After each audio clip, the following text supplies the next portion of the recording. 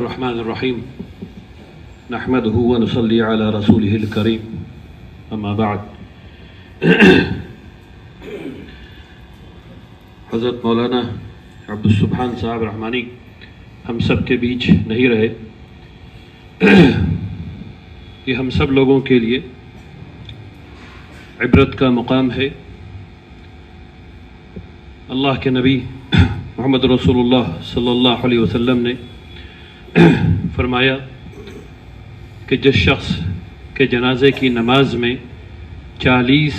لوگ شریک ہوئے جو مشرک نہیں ہوں تو اللہ تبارک تعالی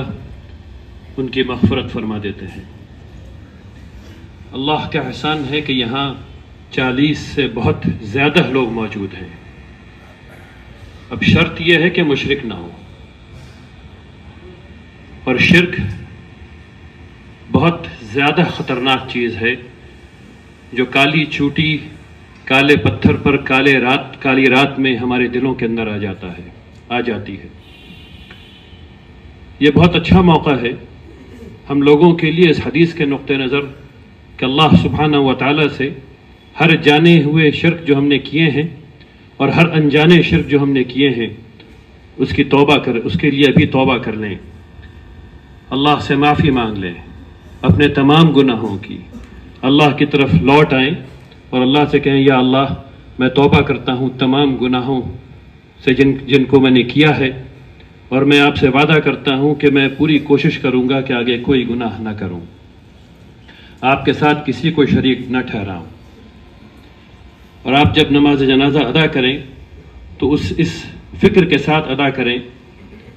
کہ میری اور آپ کی سب کی نماز جنازہ ادا ہونی ہے، اس خیال کو اپنے دل میں رکھیں۔ اگر ہم اس خیال کو اپنے دل میں رکھیں گے تو میں ایسا سمجھتا ہوں کہ ہم لوگ جانے والے کے ساتھ انصاف کریں گے۔ میں آپ سے یہ کہنا چاہتا ہوں کہ حضرت مولانا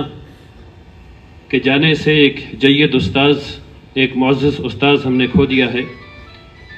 ایک جامعہ رحمانی کا بہترین سفیر، خانقاہ رحمانی کا بہترین سفیر ہم سے جدا ہو گیا ہے،